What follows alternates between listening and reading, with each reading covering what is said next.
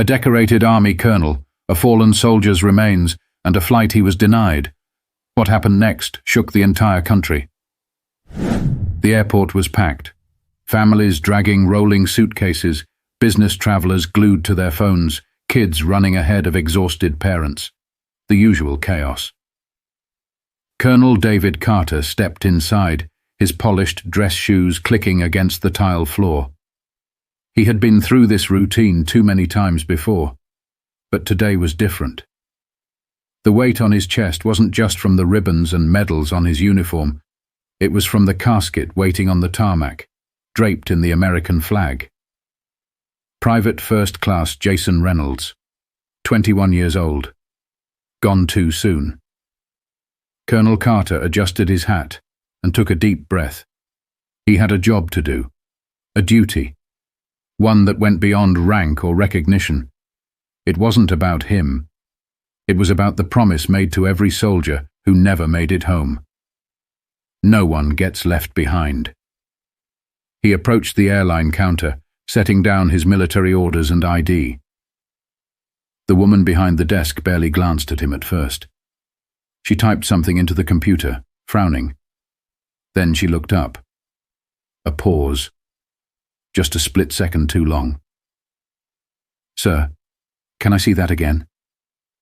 Her voice was tight. Carter handed over the papers once more, watching her closely. The flicker of hesitation. The sideways glance at her co-worker. The slight shift in her posture, as if she had just stepped into something she wasn't prepared for. She turned, whispering something to another agent. He glanced over, his expression unreadable. The moment stretched, thick with something Carter had seen before but never got used to. When she returned, her smile was stiff, forced. "I'm sorry, sir, but there seems to be an issue with your ticket. We can't allow you to board at this time." Carter exhaled slowly. He had dealt with all kinds of situations, combat zones, foreign diplomacy, political entanglements. But this was different. "I'm escorting the remains of a fallen soldier," he said evenly, tapping the paperwork. "Everything is in order." The agent didn't meet his eyes. "I understand, sir, but there's a security protocol in place and we can't override it." Carter kept his voice steady.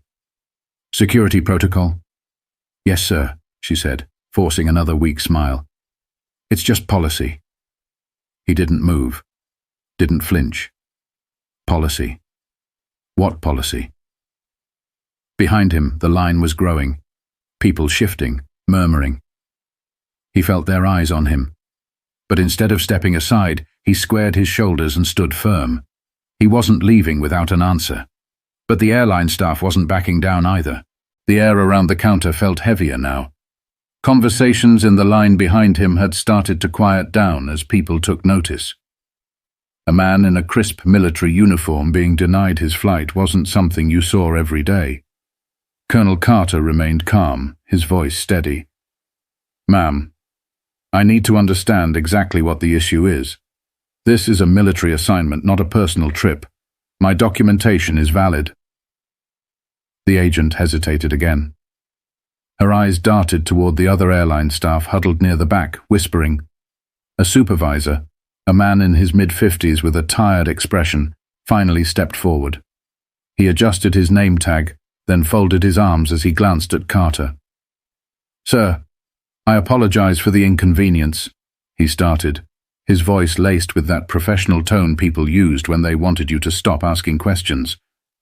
"But we have certain policies in place, and unfortunately, we can't override them at this time."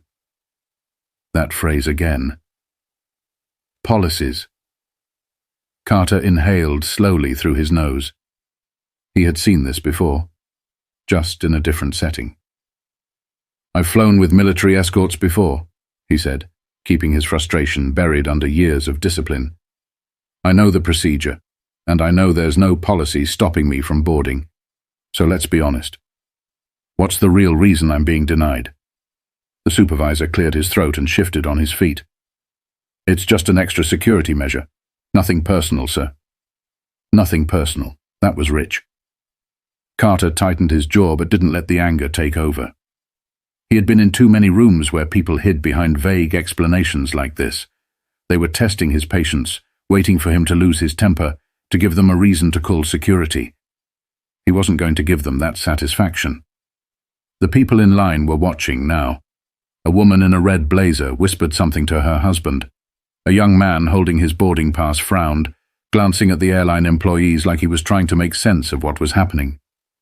Then a voice cut through the tension. "Sir, do you have an issue with his military clearance?" Carter turned his head slightly. A man a few spots behind him in line had spoken up. He was older, maybe mid-60s, with a weathered face and a USMC hat pulled low over his brow. A Marine. A veteran. The supervisor looked uncomfortable. "No, sir, this isn't about clearance. We just have to follow standard protocol." The Marine let out a sharp breath. "Yeah? I've been through security 1,000 times, and I've never seen protocol stop a soldier from escorting one of our own home." He folded his arms. "So what is it?" More murmurs spread through the line. People started pulling out their phones, recording. The shift in the air was palpable. The staff behind the counter could feel it too. The agent who had originally denied Carter stole a glance at her supervisor, looking unsure now. The supervisor sighed, rubbing a hand over his temple. He looked at Carter again, the weight of the moment settling in. "Let me check something," he muttered before walking off. The agent at the counter kept her gaze down, suddenly very interested in her computer screen. Carter didn't move. He stood tall, shoulders squared, staring straight ahead. He wasn't going anywhere. But neither was this story. The murmur in the terminal was no longer just background noise. It was focused, charged. People in line were no longer just waiting for their flights. They were watching, recording. The Marine who had spoken up earlier wasn't the only one who looked irritated. A middle-aged woman in a denim jacket clutching her purse shook her head and leaned toward her husband. "This isn't right," she muttered. "He's in uniform." A younger man in a hoodie pulled out his phone and started typing, his fingers moving fast. People were taking notice, and that was dangerous for the airline. Carter kept his expression unreadable, but inside, he was taking note of every detail. The supervisor hadn't returned yet, which meant one of two things. He was either scrambling for an excuse or waiting for this to die down. Neither was going to happen. Then a voice came from behind him. "Excuse me, sir?" Carter turned his head slightly. A young woman, no older than 25, was standing a few feet away, phone in hand, her eyes uncertain but determined. I don't mean to intrude, but I just want to make sure I understand. They're not letting you board." Her voice wasn't loud, but the way she said it, careful, deliberate, made people nearby pay even more attention. Carter exhaled, glancing at the agent behind the counter. "That's correct." The young woman blinked, as if she expected to hear a different answer. She hesitated for just a second, then nodded once, and turned her phone screen toward him. "I'm live right now," she said. "People need to see this." And just like that, the floodgates opened. Another man held up his phone. "This is wrong," he said, shaking his head. "This man is literally escorting a fallen soldier." A woman further back raised her voice. "Hey, excuse me?" She waved her hand toward the counter. "Can someone explain why he's being denied?" A few people shifted uncomfortably, clearly unsure whether they should get involved. But the energy in the room had changed. What started as quiet murmurs had grown into something bigger, something the airline staff could no longer ignore. The agent behind the counter looked like she wanted to shrink into the floor. Her hands were frozen over the keyboard, eyes flickering to the camera lenses pointed in her direction. Then, the Marine from earlier took a step forward. He was done playing nice. "I've seen a lot of things in my time," he said, voice steady but firm. "But I never thought I'd see the day when an American soldier, especially one escorting the remains of a brother in arms, was treated like this." The terminal had gone eerily quiet. Even the usual airport announcements over the speakers seemed distant, muted. The only sound was the recording beeps from phones capturing every second of what was unfolding. The Marine squared his shoulders. "This is a disgrace." The agent swallowed hard. Her fingers trembled as she clicked at her keyboard again. The supervisor, still nowhere to be seen. Passengers whispered. A baby fussed in its stroller. But the mother, instead of soothing the child, was staring at her phone, reading something with a look of disgust on her face.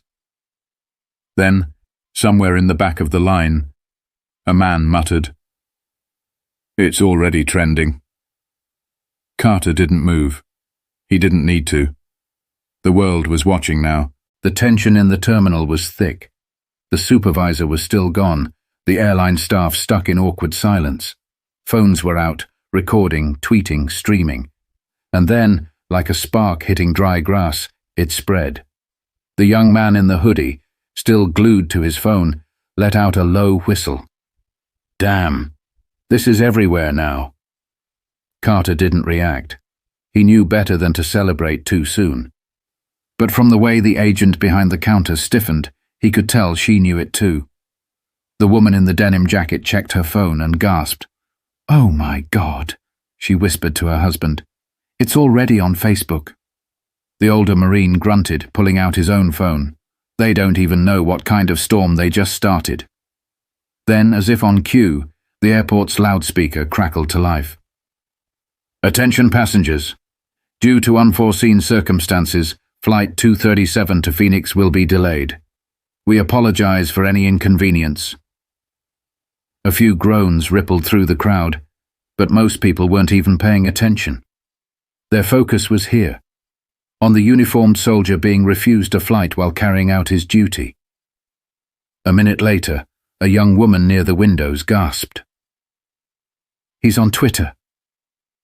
She turned her screen toward the crowd, and people leaned in.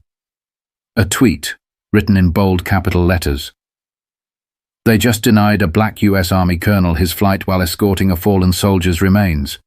This is how we treat our heroes. Hashtag let him fly." Underneath it, the numbers were climbing. Retweets, comments, likes. It was catching fire. Then another tweet popped up. This one from a veterans advocacy group. "We are aware of the disgraceful incident happening at Airport Name. Our soldiers deserve better. Expect action." The crowd murmured, the realization sinking in. The airline had officially lost control of the narrative. The agent behind the counter, still frozen in place, let out a shaky breath. She turned and hurried toward the back, disappearing behind a frosted glass door. She wasn't coming back with an answer. She was coming back with damage control. Carter adjusted his hat. He had been in situations like this before. Not at an airport, not like this, but in places where powerful people suddenly realized they had made the wrong enemy. He wasn't smiling. He wasn't gloating. Because at the end of the day, this wasn't about him. It was about Private First Class Jason Reynolds, the young man waiting to go home. And right now, that mission was still incomplete. The crowd wasn't just watching anymore. They were waiting. The terminal felt different now, charged, expectant. Then the supervisor finally returned. But he wasn't alone. A second man walked beside him, this one in a sleek navy suit, his airline ID clipped neatly to his pocket. His walk was brisk, controlled, like someone used to putting out fires. He stopped just short of the counter, scanning the scene. His eyes darted between Carter, the Marine, and the rows of phones still recording. He cleared his throat. "Colonel, I apologize for the miscommunication. There seems to have been an error with our system, but we're working to get you on your flight as soon as possible." Miscommunication. Carter had been in the military long enough to know what that word really meant. It meant we got caught. It meant fix this before it costs us too much. He didn't respond right away. Instead, he let the moment hang, watching the airline representative shift slightly under the weight of the silence. "I see," Carter finally said, his voice measured. "An error, you said?" "Yes, sir. A regrettable mistake. We assure you it was not intentional." A few people in the crowd scoffed. The Marine shook his head. The airline rep adjusted his tie, clearly uncomfortable. "We'd like to personally escort you to the gate now, Colonel. First-class accommodations, of course." First class. As if that was the point. Carter looked past the man toward the counter where the agent still stood, looking anywhere but at him. The same agent who had smiled at him stiffly when she denied his flight. The same one who had never bothered to check before saying no. Carter exhaled slowly. "I appreciate the urgency," he said. "But I need to clarify something." The rep nodded quickly. "Of course." Carter's voice remained even. "If no one recorded this, if no one spoke up, would I still be standing here?" A beat of silence. The rep swallowed.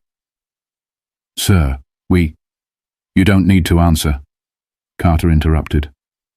He already knew. Everyone in the terminal knew. Another moment of silence. Then a woman in the crowd murmured, "He's right." The rep tried to smooth over the tension. "Again, sir, we sincerely apologize." "We both know this isn't about an apology," Carter said. "It's about accountability." The crowd murmured in agreement. People weren't just angry anymore, they were disappointed. The rep knew he was losing control.